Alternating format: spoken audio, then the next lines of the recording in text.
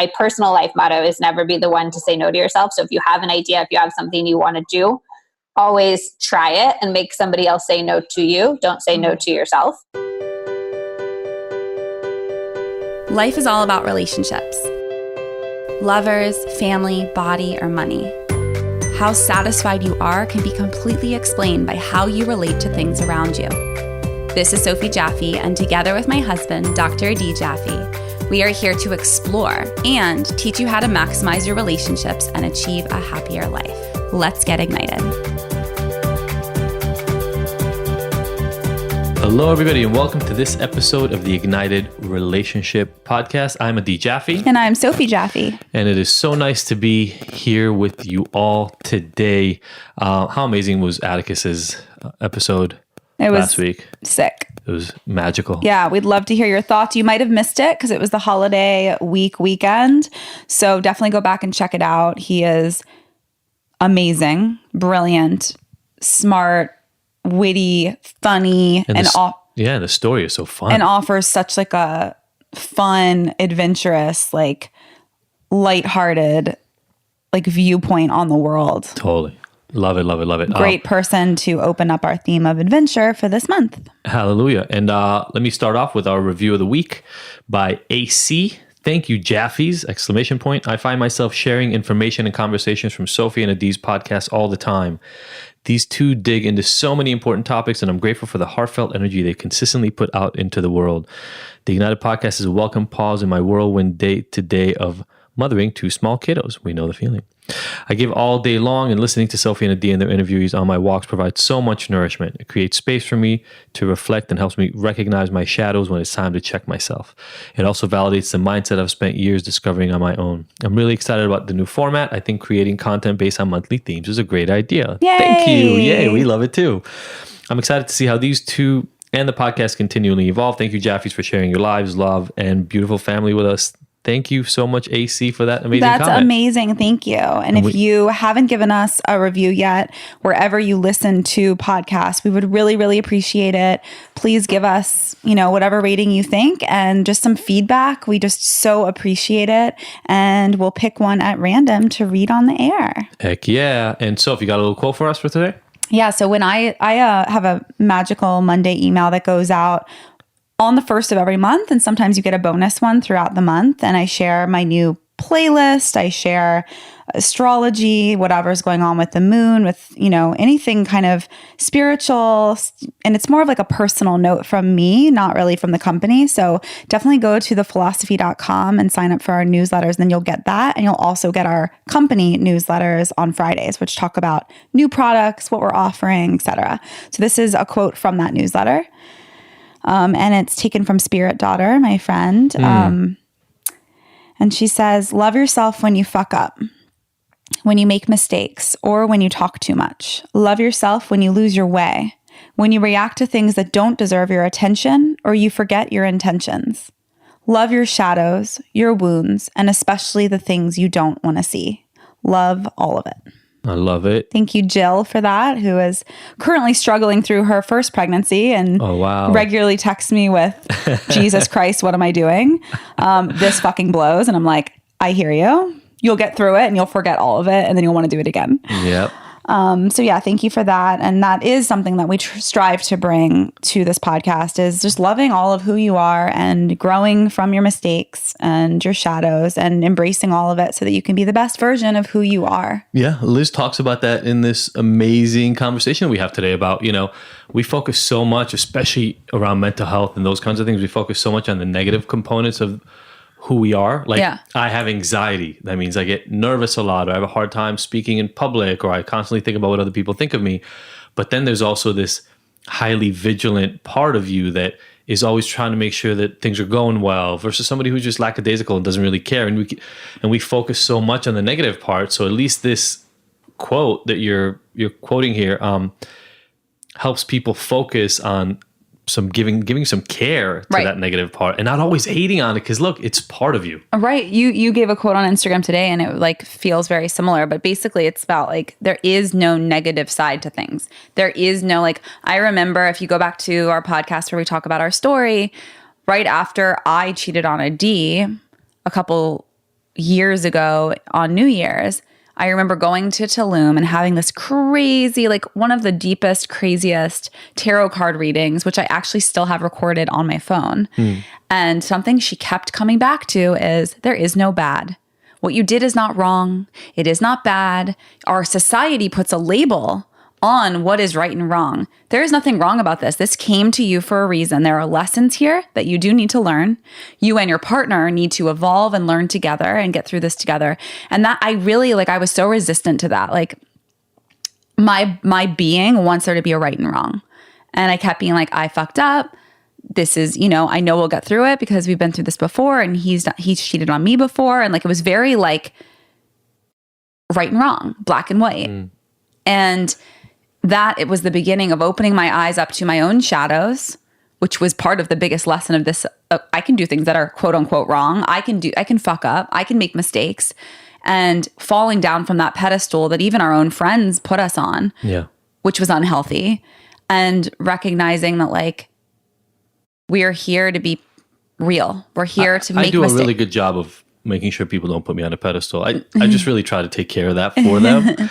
But yeah, for sure, before that happened, a lot of people looked at you as like the quote unquote victim and also somebody who could never screw up in the same way. And I just hadn't. I had never had a one night stand. I had barely been with any partners ever by that point. And so in my mind, I was like, ew, people that have one night stands. And I had this fucked up error about you almost put yourself up on a pedestal in that area. Oh yeah. I was like, I am like pure in that area. I am, you know, I would never be with someone I don't love. Just all of these judgments, which is so effed up and not true. Like that you can have both and you can be an amazing human being and also hook up with strangers. I mean, I think, you know, a lot of us have this sense always that we wish we had done something differently, right? We wish this worked out differently. We wish we didn't have this component to our personality. Right. I wish I wasn't anxious. I wish I didn't sell drugs, or I wish I didn't get arrested, whatever. Like we all have these ways of kind of looking back. But I think what I saw in my quote today on Instagram, and then this quote that you just shared, you know, there's always unintended consequences of everything. And the bottom line is you don't know what they are. So I literally just talked to a client about it this morning. If I really wished that I didn't sell drugs, we probably wouldn't be sitting here right now. No, we wouldn't. We wouldn't have met. If I wished that I didn't break my leg and couldn't walk for a year because of an accident that got me arrested and like threw my life off track, again, I probably wouldn't be here right now. I wouldn't have these three amazing children. Yeah, none of it. Yeah, so it's like, well, I don't know if I wouldn't have had a PhD. I don't know what track otherwise, but like odds are almost certain that I wouldn't have met you. Right. And we wouldn't have had these kids just because I would have been in a completely different place in life and I wouldn't have been at school when you were at school. So I think a lot of times we look back and we think we can handpick. This happens to us all the time. People talk about this, you know, in the sciences, like people now talk about genetic engineering and in whether it's in foods or in humans. And the problem is always you don't know what switching one little thing is going to do as a cascading effect, as a downstream impact on things that you didn't intend to have anything to do with. So the celebrating your shadows piece to me is just celebrate reality. Exactly. Right? Like be honest about what things are. Yeah. Accept that the good has to come with what you're looking at as the bad right now because they are part of the same. Well, you need both. It's just like if you look at the moon's phases, you can't just have a full moon. You can't just have a new moon. You can't just celebrate. Like the whole entirety of the phases of the moon are what make the cycles beautiful, make the moon beautiful. Every phase, every cycle. Sure. I mean, on a really deep level, if what you're talking about, like in terms of physics and the moon, like the only way to make sure that we always had a full moon would be for the sun, the moon, and the earth to stay in the same relationship to themselves forever. Right. And that would mean they'd stop spinning and which is we'd all impossible. die. We would all die. Yeah. So it's like you can get that for a split second and then the end of the universe would just come. like if we were constantly up, we would all die. You can't always be in a happy state. You just can't. And you don't appreciate happy. Like I'm so happy to be home from Israel because we had the time in Israel. Like if I didn't go away, I wouldn't appreciate our home as much now. And we've talked for a while because, I mean, thanks for taking us back to the theme of adventure. We've talked for a while about the fact that the best vacations are the ones where you get right to that edge, and where you love home. the experience. Yep. you squeeze it for everything. And then you're ready. For those of you who know, you like start turning the corner into like, oh, I miss my home in my bed. We all like 3 days before we were leaving, we're ready. Our au pair, Noemi, was like, let's go home. I'm just ready to go home now. I miss our home in LA. I'm like, okay, like that's so great. Like we're on vacation having the best time. We're going to the beach every day. We're having all these amazing, profound experiences, like human nature, friendship wise, our relationship with Noemi. Like we're all like having all these amazing dynamics and experiences. And we're ready to go home because we love our home. And that's the point of adventure, is to allow you to expand to your wildest dreams and whatever that adventure is, and then take it with a grain of salt and come back to, or just incorporate it into your life. Incorporate it into your life. The episode that I dropped last Friday was all about travel is important. Like not just for the fun that you have on it, because we had a lot of fun, but it's important also because you get to see other cultures. You get to incorporate. Yeah. Like our kids get to see what Arabs and Israelis and Jews and Christians and Muslims live like, because we were traveling and we kind of saw that stuff.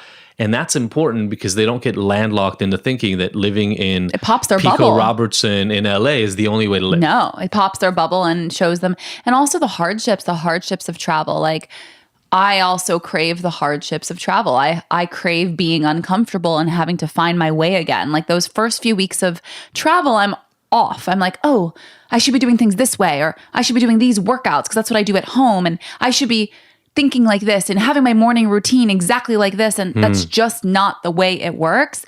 And when you give into it and you just start to find home is just wherever you are, and you don't finding a new tradition, finding a new ritual, finding a new way to ground down, even if it means you're waking up at 10 and not 6. Like these things are what I look forward to, because challenging our growth edges is what makes you expand. Yeah, I love that also about the way we travel, because we spend a good amount of time in the same place. Yeah. Like we know the neighborhood and the area that we stayed in every time we go. Yeah. We know the shop down the street. We know this, we know that. Like we have a breakfast spot, etc. And you can't get that if you just keep moving around every 2 days. Yeah. So this was really, really special, and I loved it. This was the longest vacation you and I have taken together, really, like since we met. It was the biggest adventure we've had together with the kids to date. And I think that's perfect because it comes right into the theme of adventure and to this amazing podcast with Liz. We love you so much. Thanks for daring to be yourself and for speaking up.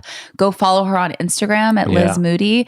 Buy her amazing cookbooks and just, and listen to her podcast. Give her some love. Listen to her podcast. I'm a guest on one of the episodes and we go super deep, like great. It was on my birthday actually. And that's crazy. It was amazing. So go listen to her podcast, check out my episode with her, and give us a screenshot and tag dniignited.me and Liz and let us know what your favorite part and like your takeaway aha moment was of this episode. Love it. We love you guys. Here's to the adventure. See you on the other side. Bye.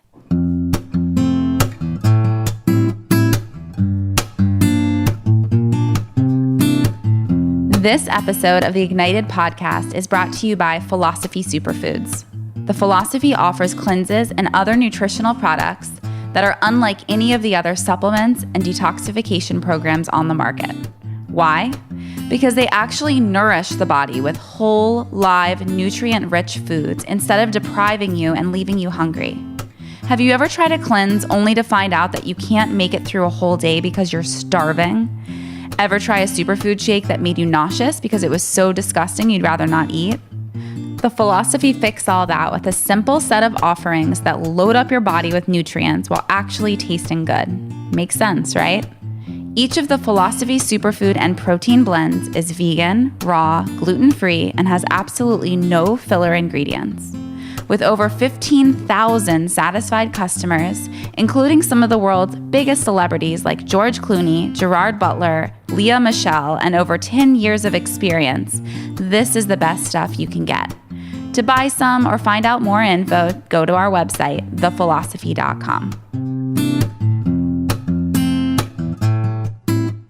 Hello, everybody, and welcome back to the conversation piece here for today's Ignited Relationships podcast. I've got Sophie, obviously, back here with me, and Liz Moody is in the house.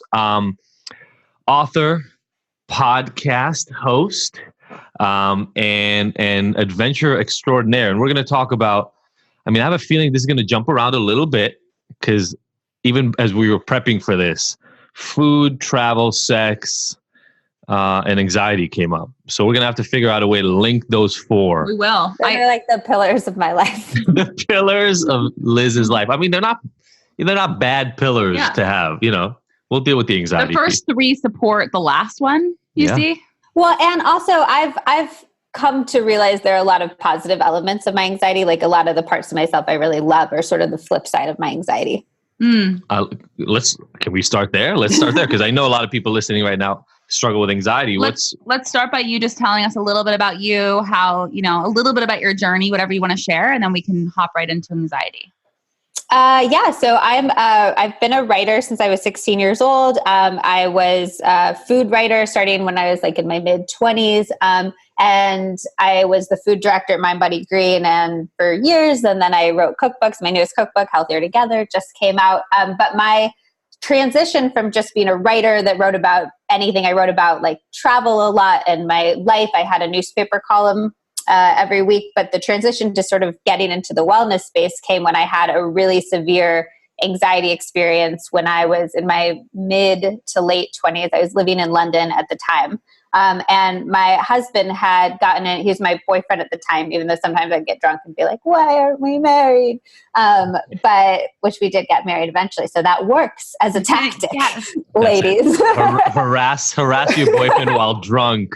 Yeah. And then eventually he'll propose. It's great. But we had moved there for him to do a graduate program. And I was so excited. I'd spent years traveling the world. I had lived in Buenos Aires. I lived in Berlin. I thought of myself as this very adaptable person who could live essentially anywhere and be really happy. And he was in school from basically 7 a.m. until midnight.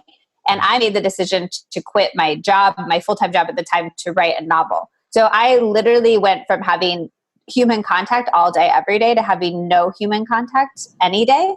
And I would not see people for literally like a week. And I'd be up in my head sort of processing things with my novel and thinking about stuff. And I'd always had a little bit of anxiety, just sort of in the background. I had a traumatic experience when I was 20 in Brazil where I had a seizure. And I had PTSD from that, even though I didn't realize I had PTSD from that for years and years and years.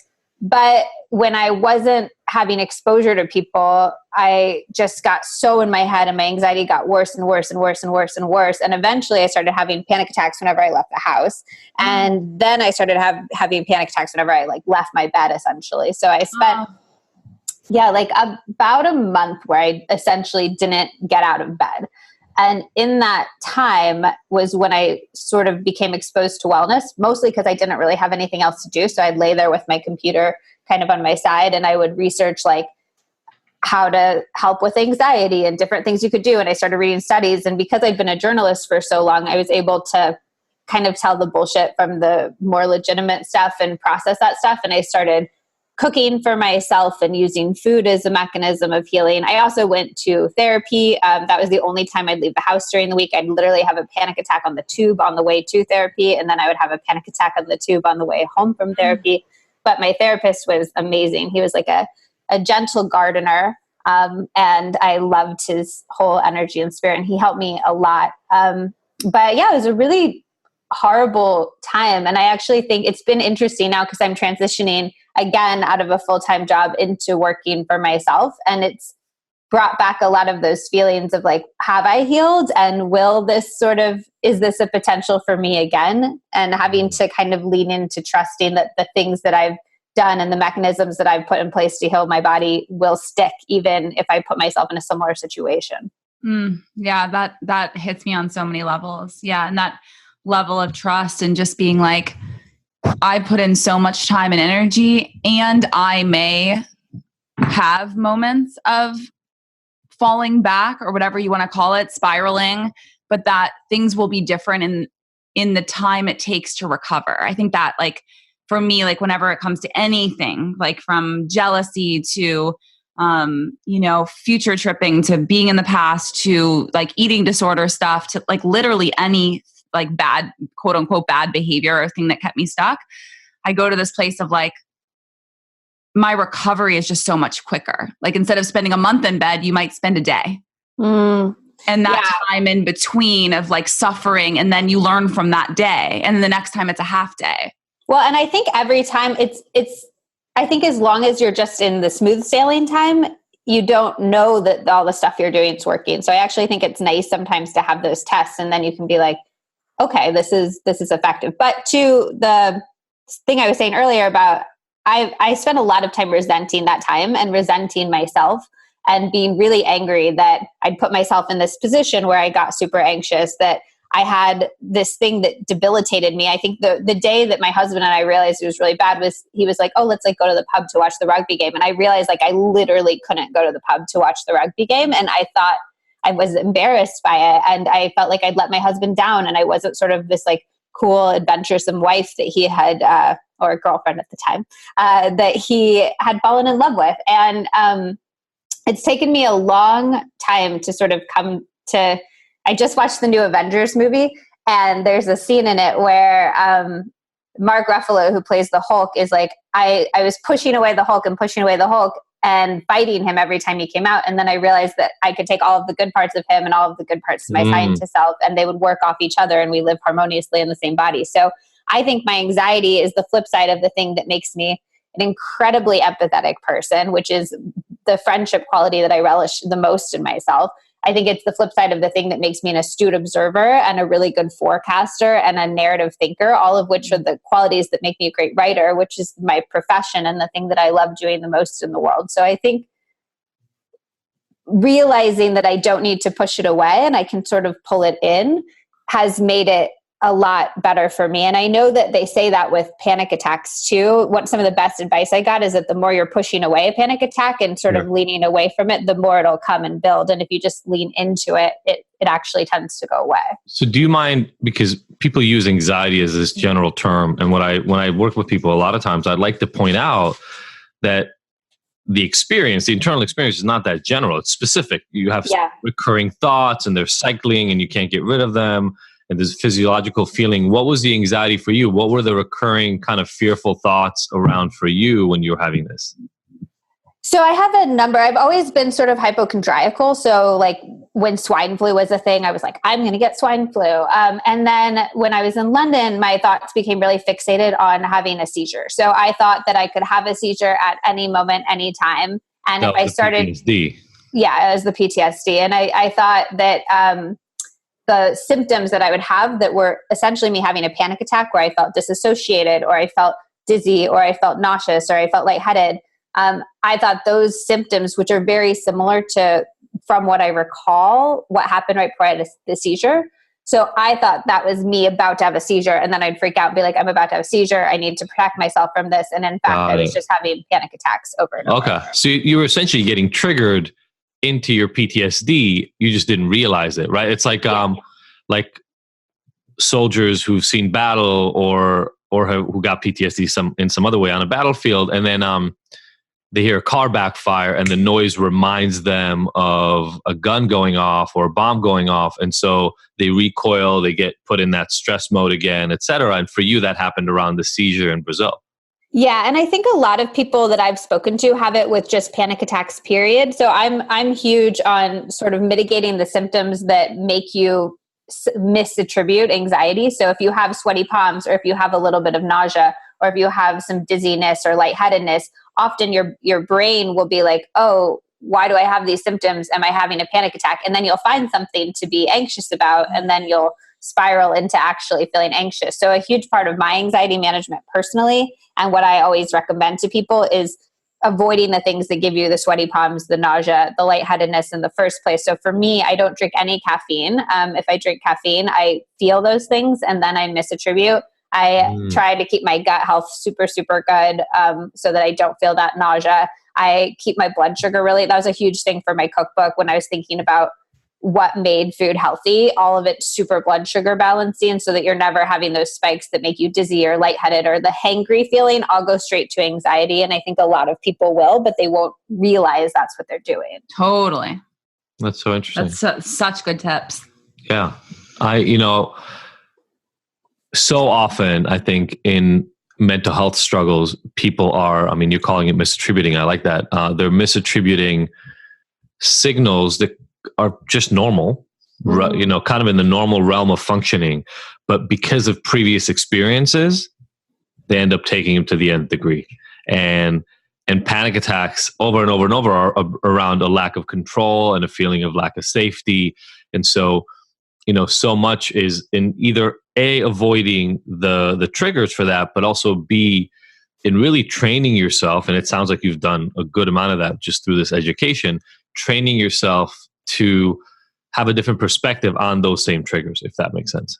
Yeah. And I also, my mom was in a really serious accident when I was 2 years old. And she was in a coma for like a year from when I was 2 to 3. And then my parents got divorced as like a result of this and stuff. And I think it's only been something I'm recently processing, how much I didn't internalize any sort of feelings of safety or stability or anything like that as a kid. And how that is, I feel like I never feel safe, honestly. And it's, and I always want to have a lot of control as such. I don't think it's a coincidence that I ended up as a writer, as somebody who can literally control an entire universe that they have created with their, pen and paper or computer, as it will. And so I think a lot of people with anxiety struggle with control. And it's something that I struggle with too in the wellness world, is how much do you want to lean into our ability to control our bodies? How much do we want to be like, oh, if I take magnesium, it has this effect, or if I eat these foods, it has this effect. I am the dominant master of my domain, of my body. And how much should somebody who is already struggling with those control issues be like, I can only do so much. Like, I need to lean into the fact that my body is going to just sometimes do stuff that's going to be outside of my control, just like the world will, just like people I'm in relationships will. So that's a balance I'm still trying to learn about. I feel like our 20s as a whole is a very interesting time of becoming. So we're becoming, so many different things the next layer of whatever it is. I don't really want to call it adulthood, because I don't feel like the 20s are just a funny time, but I also feel like you're on your own many times for the first time during your 20s. Like maybe you lived with your family until you were 18, and then you went to college, and then you graduate, and then you're on your own, and you have to figure out how to feed yourself, fend for yourself, cope with yourself. You don't have roommates necessarily around. You don't have your family around. And I know that's not everyone's plan, but the idea being you start to discover who you really are in your 20s, and you have to face parts to yourself that maybe you never had to before. And that's like most people I talk to, where a lot of, weird mental health things come up, right? Like, isn't even like schizophrenia start like sooner than early mid-20s? Yeah. Early mid-20s. Yeah, I remember when I turned 26, my dad was like, if you were going to have a schizophrenia break, it probably would have happened by now. So congratulations. Yeah, you're cool. That's Thank funny. you. Yeah. He's a psychologist as well. Both my hilarious. parents are psychologists, and then both of my husband's parents are psychologists. Interesting. Wow. Okay. We can have a whole conversation about that. Where I was going with that, though, is that the shadows that we all have, whether it be in mental health, whether it be emotional, spiritual, like we all have these shadows that make up who we are. We have the light, and we have the shadows, and we have the darkness. And me personally, being a very optimistic person since I was born, did not know that I even had a dark side or a shadowy side. And we all do. And, I'm fascinated by the moon. I do a lot of work with the moon. I do moon circles. I went to a 10-day program where we learned about how to host moon circles. And I'm just fascinated by it because I see such a reflection of me as a woman and the phases. And that what makes the moon perfect are the phases. That there is a dark period, that there is a full moon, and then all the phases in between. And to embrace that and not be afraid or try and hide anything about these versions of who we are. And I feel like I think mine was early 30s actually, when I finally was like, oh, I have some dark sides to me, and I need to lean into that and not be afraid. I wonder though, you mentioned the moon as an example, and I, if we talk about it, right, the moon is actually exactly the same in all those cycles. It's just how we perceive it's our it. perspective on it True. that changes. Yeah. Right. So the moon is still the moon. The moon is still exactly as it is. It's just rotating and it's spinning around us and we're seeing it differently. And actually, I wonder sometimes if it's the same thing around our shadow and light, because you just mentioned so well, Liz, that you've started looking at some of the elements of your anxiety as positives, and you still looked at it as the opposite side of your positives. But I wonder sometimes if they're one and the same. If you weren't that hypersensitive to how your body is doing and how the outside world is doing, then you wouldn't be able to write well, because writing is about paying attention to things that a lot of other people aren't necessarily seeing. Right? A great writer takes the world that we all see, like a stroll in the park, put in the hands of a great writer, becomes art because they point out things on the walkway and in the trees and in the sky that the rest of us walking through it didn't pay attention to, it didn't give it the color that it deserves because it didn't enter our sphere of consciousness. And so I wonder if that anxiety actually makes you the writer, not even that it sets the ground. It is the thing that makes you, like, that sensitivity makes you a great writer.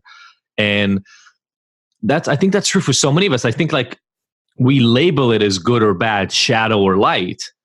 But in reality, when you look at people's shadow identification, it's around their sexual energy or their violent and aggressive energy, right? Their need to kind of take control and hold on to something and be able to literally control it. And so there are kind of these specific elements that we've now made bad. We've given them the word shadow, but I think it's shadow just because we resist looking at them, because we put them in the dark. Well, and it's so interesting because in a lot of other facets of my life, I am the person who's like very comfortable embracing the things that most people are ashamed to talk about or ashamed to say is part of, their persona. But my anxiety, I do think, is the last sort of thing that holds a little bit of shame for me. And I think it's because I feel like it has a negative impact on other people's life. Like, I don't care how it affects my life because I think I'm living a pretty good life, although I still sometimes live in fear that will go away at some point. But the way that my anxiety impacts, like, my husband's life is something I feel a lot of shame around. I think probably the most shame of anything in my life. And that's, I don't know if you read about, but, like, I'm wearing a bracelet that says "fuck shame." It's a big TED Talk. Yeah, and it's a big motto of mine because I think you just hit the nail right on the head. Right, the reason you still attach negativity to your anxiety is because you're ashamed of how it impacts your partner. And I'll say, and I think maybe we can pivot because we said beforehand. Talking about relationships, talking about your travel, because traveling is not an anxiety-free experience. No. Talk about not being in control of your environment. You're going to go into a completely unfamiliar space in a different country with different language, and to be able to have to navigate that somehow in the midst of this kind of anxiety-prone personality has got to be tough by itself. But personalities are, relationships are that anyway, right? Like, Sophie and I are pretty freaking different people. And I was actually wondering when Sophie was saying that it took her so long to embrace or shadow parts or whatever, if they're the whole parts. But I was wondering if you were sort of attracted to the men you were attracted to sort of pull that out of yourself. Maybe like it just being a gift and in the partners I attracted, just to find that, you mean? Yeah. Well, I just feel like obviously your guys' story is so impressive and profound, and all the turmoil you've gone through, but like the turmoil was mostly at the very beginning parts of your relationship. And I feel like he, when you were attracted to him in the first place, he was more of that sort of embracing his shadows. Correct me if I'm wrong. Like I think yes. And I didn't realize it right away. Like, he was like this shiny, put together, wearing a suit, getting his PhD. I didn't know any of those things to himself. Maybe I felt it. But he just seemed like a grown-up. I was like, oh, he's an adult. He's a grown-ass adult who looks like he wouldn't, like, throw me around, Like, and the bar was set pretty low at that point. Yeah, I know that. Yeah. And by the way, I think Sophie's saying it the right way. It's like, I was shadow dressed in light, if that. Like, wasn't. I quickly found, like, within a few weeks, he was like, I'm going to have the talk with you. And I'm like, what talk? He's like, and we sat down and he's like, look, here's my past. Here's what happened. I went to jail. I was this, I was that. And this is usually when women leave. And like, he like was ready for me to go. He was like, there was like almost no attachment. He was just like, this is what's going to happen. And that was like less than a month into us even knowing each other and studying. And what was your reaction? She told her parents. I was like on board. I was more in love because I was like, oh, you're a whole person. And right. You know, you have this journey that doesn't define you, but it's made you who you are. And that's why you're so X, Y, and Z. And that's why you have such depth. And that's why I'm so connected to you, because you have been through hard shit. You're not just like this perfect, you know, no one is, but it would have been a lot less dimension to him. Yeah.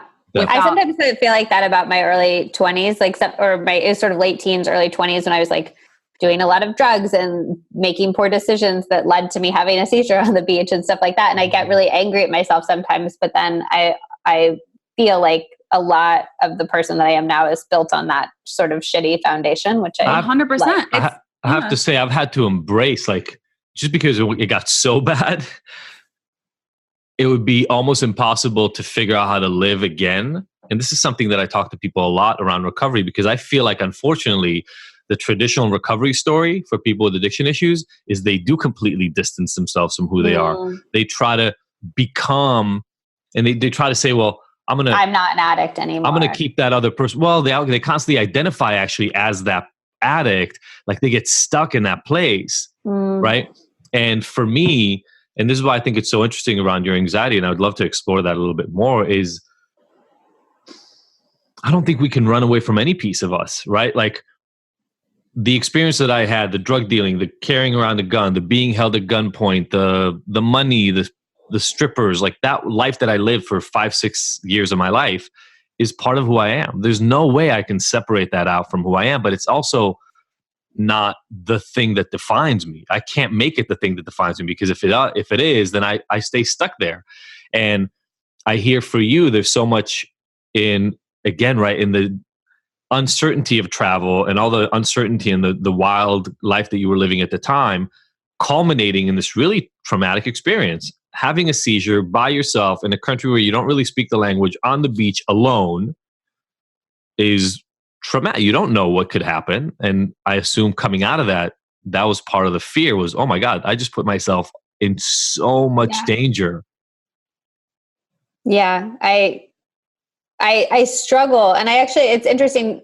I struggle with how much danger I put myself in so recklessly when I was younger. Like I could, there was like numerous times where I'd call my dad from one of my trips, and he would go out in like the driveway and cry because he was so sure that I was just going to die.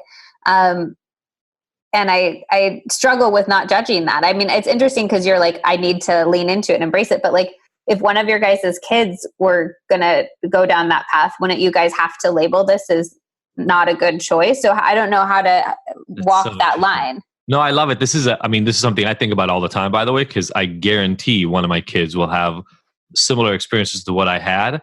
I hope, and it's so interesting. I mean, you have 2 psychologists as parents, 2 psychologists as your in-laws. So you're surrounded by this. And to me, and I wonder how this came up for you, part of it is having discussions that were never had when I was a child. But also, there's also, we did a podcast episode on this once, which was around problems versus realities. And a lot of people want to get rid of problems, and they look at anxiety as a problem, or they look at your kids acting out and acting recklessly as a problem. Some kids will act recklessly, and I can be anxious about it all I want, but it's still going to happen. And so this might be almost like Buddhist to some extent, but how do we embrace it? And how do I say that I have to trust that I will do the best that I can to equip my children? And then, yes, to some extent, step away. Because I think my parents actually drove me to some extent towards some of that behavior with expectations and rules, etc. Whereas I wouldn't necessarily have otherwise. But here's the thing.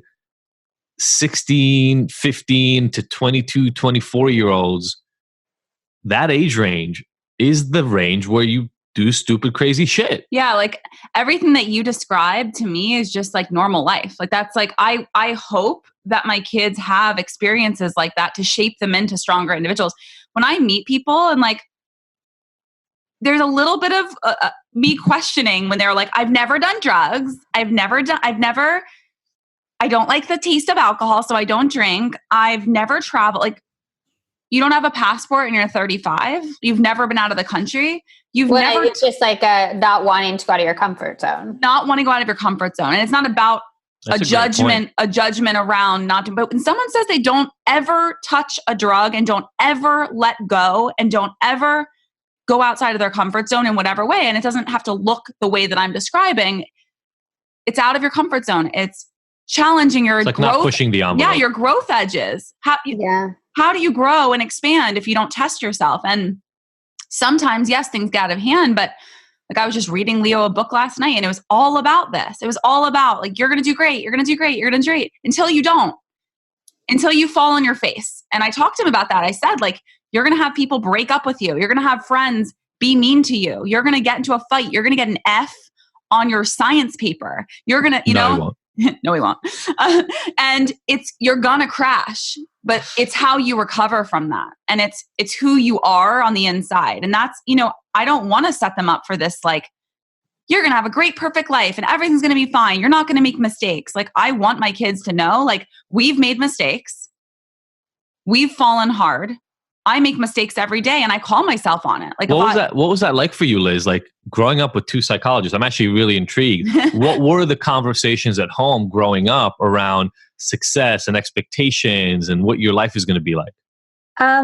So it was so my mom, like I said, had this pretty severe accident that caused frontal lobe brain damage. Mm. So I was living with her primarily growing up. My parents so she was in a coma and then she was in rehab and relearning how to like walk and talk and eat and all of that kind of stuff. And she had like emotional regulation issues because of that frontal lobe damage?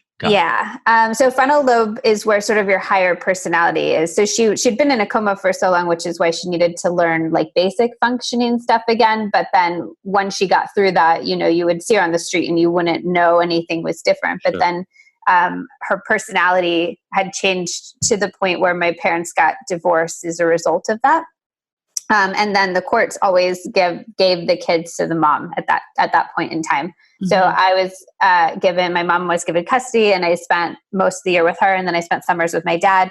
And I think that she's a real testament to neuroplasticity because I've seen how much she's improved over the last, 20, 30, I'm 32. Yeah. It's been a long time since this, but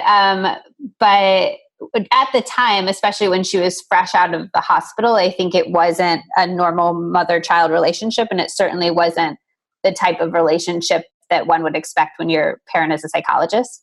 Sure. There's that classic, we'll put a link to this because I think it's important for people to understand. We talk about the relationship between biology and experience and setting up who you are. This is a clear case of biology, right? So whether it's One Flew Over the Cuckoo's Nest and you kind of look about what frontal lobotomies do to people, or Phineas Gage, which is kind of that classic story in psychology told about a guy who used to work the railroads and had literally a railroad tie go in through his eye socket and take out his frontal lobe. I know it sounds crazy, but essentially what you end up with is your brain's CEO, your prefrontal cortex, which does all your planning and all the withholding of emotional reactions. So like when you want to yell and it's not appropriate, it's your frontal cortex that tells your brain, let's not yell right now. We'll have this conversation later. So I assume it was like growing up with almost like a teenage for a mom who's not really able to control her own emotional responses to stuff. Yeah, it's actually really nice to talk to somebody who like understands that because I feel like it's a hard thing to explain. I think you tell a lot of people like, oh, she's like not in a wheelchair, like, and people are like, oh, great, so she's fine. And I actually think a lot of the parts of my personality I really like now come from that. Like, I do not get embarrassed talking about literally anything. And I grew up with a mom who would like ask people how much money they made and ask like in the grocery store, and talk about sex very casually. And she made a lot of people uncomfortable. And I think I've had to learn how to not be embarrassed. And I went through a period where, you know, I would say stuff and people would be like, whoa, Liz, like you can't say that. And I had to learn how to regulate to the point where I can make other people, you know, feel more comfortable in conversation, but still be true to the fact that I think all of these things are fine to talk about and in fact should often be talked about. So I think that was sort of a huge blessing in a lot of ways. Maybe you can teach me how to not have. What do you get embarrassed about? No. The opposite. Like my ADHD has created no filter. So I'll have those. That's actually kind of the impetus that brought this podcast along, though. I think we're both like that to a certain extent. You're just a little like more prickly around the edges. A little. I like that she's softened it in a while. But like we joke, you know, there's I'm from Israel, and there's the fruit that is most common in Israel is prickly pear. Yeah. It's called sabres in Hebrew, and so it's sweet on the inside and prickly edge.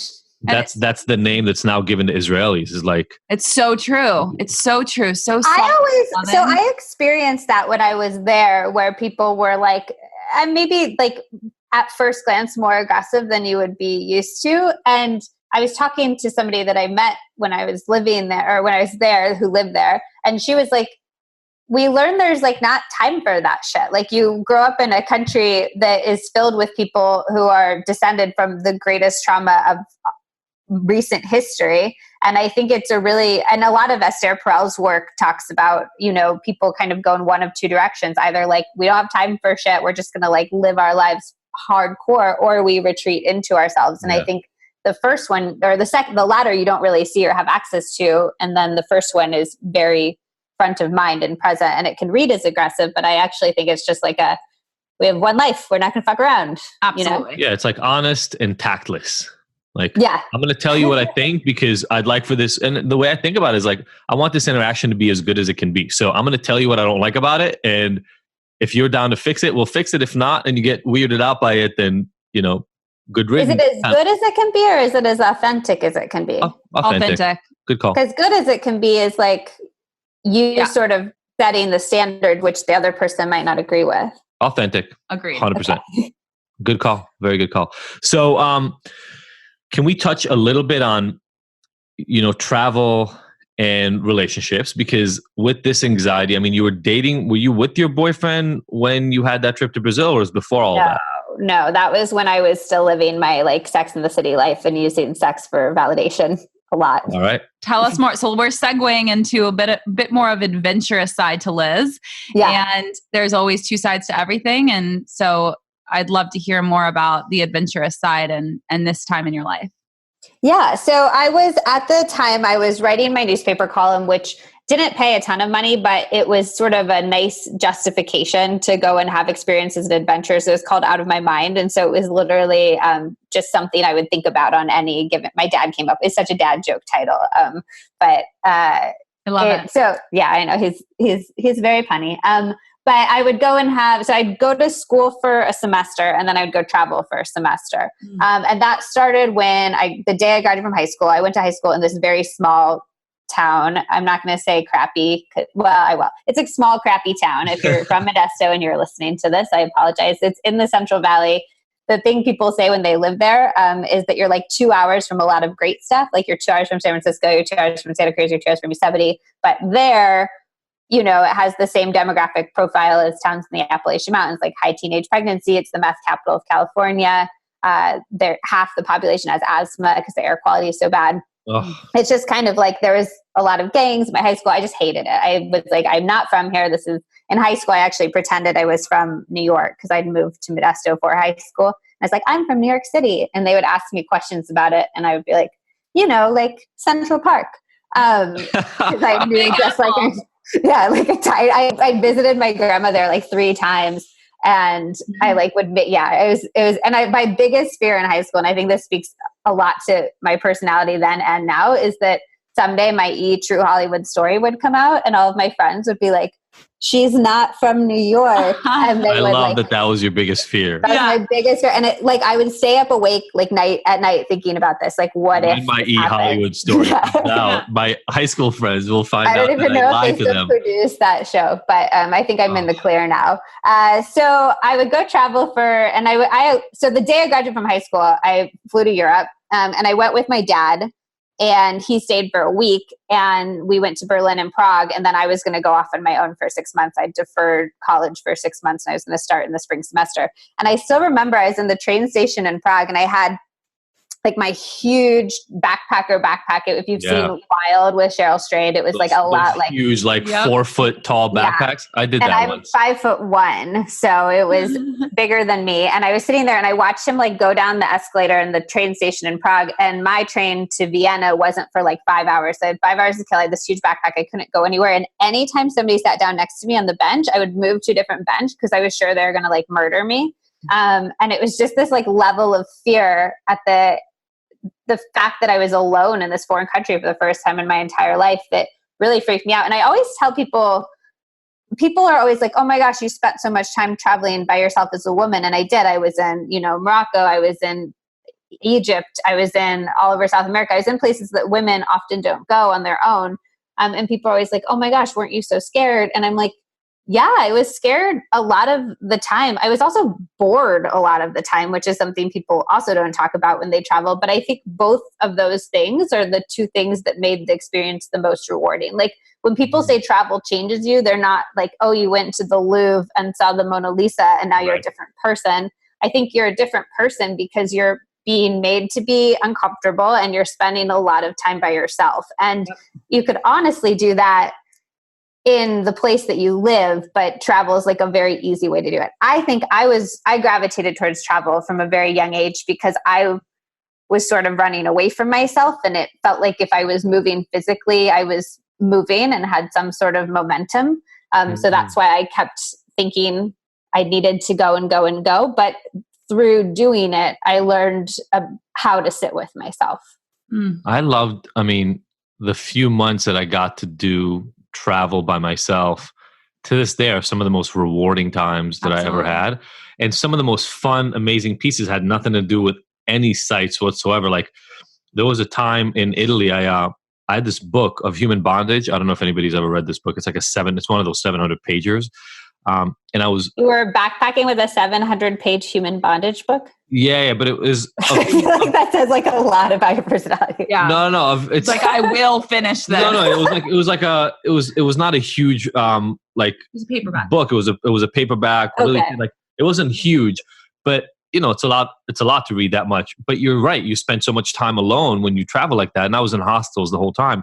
And I remember I was walking around Ischia, which is an island off of Italy, and just looking for a restaurant that overlooked the beach so I could sit down and read. And that was it. Like you can literally do that here. You can go to Malibu and do that, but we don't offer that to ourselves. Like you can have adventures anytime. You can, and I think like that's what my takeaway was from all of my trips is like when I'm in desperate need for that and I have such a deep hunger, yes, it's important to go away for 2 weeks or go away for a month and be in a foreign country where you know nobody. But I also think that like now at this point in my life, it's like something I'm going to really need, like I'm going to be in a desperate position that I really need to do that because I can do that in my own city. I can get on my bike and get lost and have no agenda and leave my phone at home and just have an adventure. And that fulfills that part of me where I get to tap into my intuition. I get to feel lost, feel found, discover parts to myself, like feel like the rough parts of the city, like feel alone, feel, all of those things, searching. And you can get that in a day or two at home. You really can. You can create your own adventures. Well, and I think that there's this weird part of ourselves that we tell ourselves that discomfort when traveling is to be expected and to be fine, but we're so loath to put ourselves in a place of discomfort in our everyday lives. I think that shows up in a lot of different ways. I think that's what accounts for sort of why we watch shitty TV and movies instead of reading a book is because reading a book is like a little bit harder and a little bit more uncomfortable. But ultimately, the parts of your brain that you're nurturing by reading a book are so much more rewarding and putting in that extra effort. And it's why we're all addicted to social media is because it's lighting up the easy, comfortable, rewarding parts of our brain. And we've been trained in so many ways that are no fault of our own to not sit with discomfort and not lean into discomfort. And all the ways that we used to have to be uncomfortable, like little moments of interstitial boredom, we've completely eliminated them in our lives. So I think you have to make this travel is always been associated with being a little uncomfortable, and people have become okay accepting that. And I think if we could become a lot better at accepting being uncomfortable in our daily lives, we could create that same growth in our daily lives. 100%. Boom. Boom. Boom. Mic drop. Okay. Honestly, I feel like we could talk for 3 hours, but this is not a Joe Rogan podcast. So you guys are so much cooler than Joe Rogan, though. Aww. Thank you. So nice. Joe, if you want to have us on your podcast, though. All three of us will come together. I love it. I think we should bring our husband along too. We should make it a foursome. Yeah. Oh yeah, he's real cute. So he does get embarrassed though. Like really? I'm always jealous of you guys because I feel like you guys can talk about your relationship so openly because you're both down for whatever, and I'm always trying to be respectful of what my husband's comfortable with. It took me some time. Like, I'm definitely open and vulnerable, but it took me some time to get used to Adie's, like, I don't even know what to call it. Radical honesty. Open-mindedness, amazing qualities. I mean, there's so many different ways to describe it, really. Yeah. I mean, by the way, we do it because it came from pain. We didn't do it we didn't get open like that because it's just a thing we wanted to do. But you talk discomfort when Sophie realized and she heard of all these other stories of people who've gone through similar experiences to ours but never talked about it. She took it upon herself. She kind of asked for my permission. Like before the article came out on mindbodygreen, she was like, how do you feel about me writing an article about all our stuff? And it took me a minute to get over it, actually, to be perfectly honest, because it was from her perspective. But that's why we talk about it, is because people need to not feel alone, and they only feel alone because the rest of us are embarrassed to talk about the reality of what our relationships really look like. And we go out and pretend like everything is great, even though we just threatened divorce in the car, 2 hours earlier. So it's like, let's just put it all front and center. And I think it's like an amazing gift you can give other. I think that's what honesty is. That is bottom line, and showing your vulnerability and showing your shame is it's this amazing thing that you're doing to other people who are feeling all of those things. You're saying like, this is okay. And I just think that's a wonderful thing you guys are doing just by being yourselves and being in the relationship you're in. Oh, so sweet. Thank you. So we 5 questions. We always ask our guests 5 questions. Adie's flashing his hand with a 5. Number 1. Oh no. What is the best advice you've ever received in your life? Probably my dad used to tell me that there were very few doors that would shut that you couldn't open another one, or some ilk of that. And I think that his message in that was there's very few things you can do that would, mess up your life so badly that you couldn't come back from it in some way. And so it made me feel like I could just try anything at any time. I think we tend to catastrophize a lot of things in our minds and we don't try things. My personal life motto is never be the one to say no to yourself. So if you have an idea, if you have something you want to do, always try it and make somebody else say no to you. Don't say no to yourself. So I think my dad ingraining that there was nothing I could do that would actually mess anything up so badly was important to that.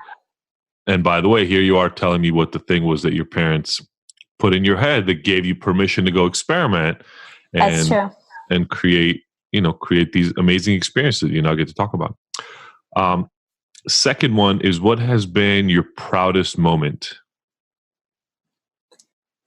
I think my proudest moment so far was probably the day that my book was published, which I'm hesitant to almost say that. It's my second book, but Healthier Together. But I'm hesitant to say it because I don't want my proudest moment to be in a career thing. But I think for me, this career thing was the culmination of so much personal work that I've done and relationship work that I've done. Healthier Together is a book about relationships and building your relationships through food. And for me, it was this proud moment that I could share with the world my feelings on community, my feelings on the importance of relationships, which I learned through my anxiety journey. And that also I'd come so far in my own journey that I could achieve this incredible accomplishment that I once, when I was laying there in London for months on end, and I would read these stories of people living these incredible lives. And I would always look for like celebrities with anxiety. And it would blow my mind that like Amanda Seyfried could have a panic attack and then go on the Tonight Show or something like that. And I was like, I don't understand that. And for me, and the other side, that I can still have my panic attacks and I can still have anxiety, but I can be doing the stuff that I really want to do with my life is something I'm incredibly proud of. I love that. And not letting those things hold you back from all the other stuff you really want to get done. Yeah. It's beautiful. On the flip side, what has been one of your hardest moments? I don't want to say my anxiety stuff. I'd say there was a time in my early 20s where my dad came up to Berkeley to visit me, and I was on a lot of drugs, and he had told me he was going to come visit me, and I still ignored him. And I remember him sitting on the steps of my apartment building, and I came down totally he'd been texting and calling and stuff, and I'd just been ignoring it because I was on so many drugs. And I came down to go get more whippets or something stupid, and he was sitting on the steps of my apartment building, and just the look on his face of I think he's the kind of person who he's totally fine with drugs, he's totally fine with doing what you need to do, but when that's getting in the way of you showing up as your best self in relationships, I think that's a huge problem. And I saw that on his face so strongly. And that was a huge, painful moment for me. Wow. Powerful. We talk a lot, and you mentioned anxiety. So some of these things that are debilitating and difficult, etc. Our listeners always are looking to improve their life and put things in place that make them better. What is your self-care regimen like? How do you make sure, you talked about some of these things, on a day-to-day basis that you can minimize some of those negative effects that you feel and move into the world to be able to do all the amazing things that you do as well as you can? Yeah, so food is a huge form of self-care for me. Like I said, the keeping my blood sugar super stable. Sometimes I'll try to talk myself into the fact that eating shitty is a form of self, eat the cheese, let's lay on the couch. And sometimes I will do that. I will lean into a cake batter truffle or something. But I've taught myself that a form of self-care is to feel good every day. I also think giving yourself structure is a really big form of self-care, especially if you have anxiety. I've realized how important it is for me to go to sleep at the same time, to wake up at the same time, to have a place that I go every day, to have things happen at a certain time. And I think that that's a form of self-care. I tend to shy away from self-care being, baths or essential oils or stuff like that, because I think those, to me, and I totally respect other people's choices around them, but to me, those feel like Band-Aids, and I'm trying to live a life that has self-care so ingrained in it that you don't need self-care as a fix later. So to me, that means, meditating every day. It means having a lot of structure. It means making a lot of time to spend time with people I love. And then keeping my blood sugar super stable throughout the day.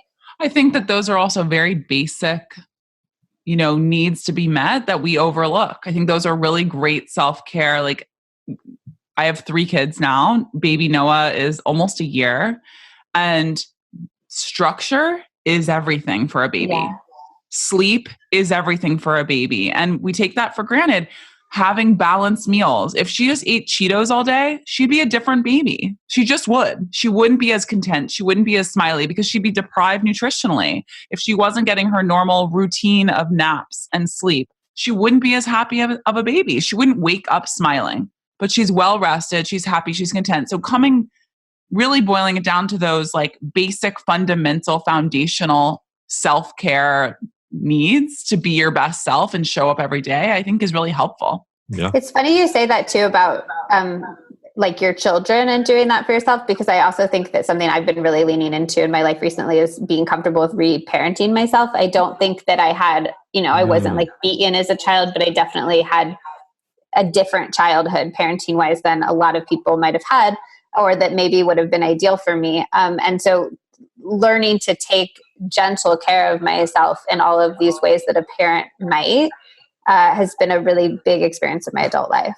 Oh, that's a beautiful way to put it. Reparenting myself. I love that. I feel like I'm reparenting through my parenting. I've heard that. Yeah. I'm undoing and redoing pathways and connections. That's such a powerful, what a cool thing. It's a trip.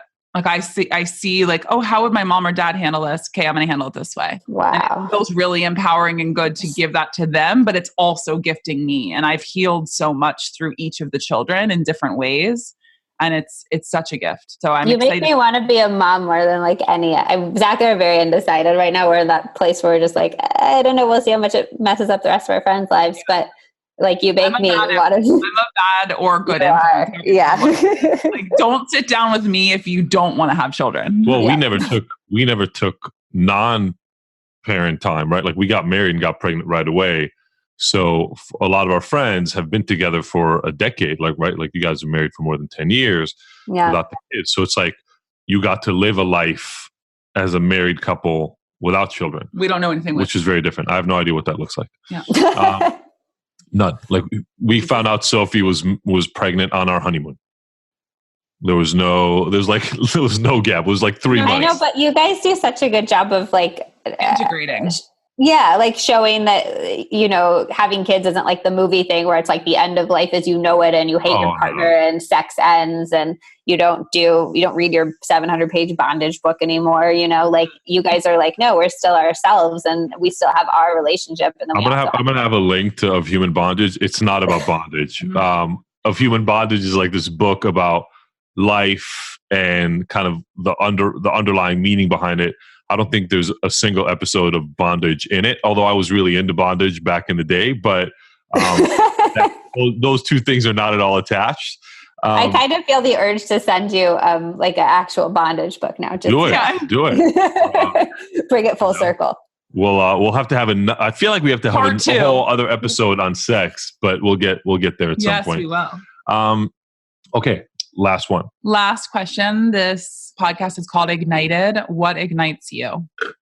People, 100%. Like whether it's strange people that I don't know or people that are in my life. Strangers or literally strange people? Both, everything. Okay. I was just in California for my book tour, which Sophie was lovely enough to be on the panel for. And I went to this animal sanctuary where it's a no-kill. So some of the cats have been living there for like 15 years. And there was this guy there who's this burly lumberjack guy. He was huge. He's like 6'5", and he was the master of the cattery. So he had 150 cats that he like took care of. And he was like, I get to go to work with 150 of my best friends every day. And he was like truly the weirdest guy. And I loved him so deeply. We talked for like 2 hours about the different cats' personalities and how he'd been working with these cats for like 15 years. And wow. I just think that people, especially if you can get beyond, I hate small talk, like it drives me nuts. But if you can get one level beyond that and get into anything remotely vulnerable, remotely evidentiary of who we are and what we're afraid of and what we dream of and what we hope for, I just think every single person I've ever met is so exciting and so fascinating. And there's always something there to connect to. And I just think that's this incredible thing that we can do as humans. And I love it. And drop the judgment and drop the expectation and just accept that this person has their incredible story. And if you just step into that world for a moment, you'll be amazed yourself. Well, I think 99% of the judgment shit is like on the top level. It's like who you voted for and what you dress like and what your career choices are. And if you get beyond this top level of stuff to who you are as a human, it's very hard to judge that stuff. Yeah. Man, that's so true. I really feel like it's funny. I had a list of things I wanted to talk about. We got to half of them. So I'm chatty. There's going to have to be a follow-up episode. Well, and also I'm going to have you guys on my podcast and we'll get to keep talking more. Exactly. We'll flip it. We'll just go back and forth like every 6 months. Yeah. Perfect. I love it. New topics to cover, new things, new words to go under. Standing appointment. I love it. Yay. Thank you so much for being a guest on our podcast. Yay. Thank you so much for having me. Yeah, we appreciate the work you're doing in the world. Yeah, absolutely. Thank you so much for sharing and telling your truth. I'm sure people will love it. Thanks, guys. Bye, everyone. Thank you. Bye. Thank you, everybody, for listening to the Ignited podcast. We were so happy to have you along for this ride. Please go and subscribe to this. Leave us a review. We love hearing from you.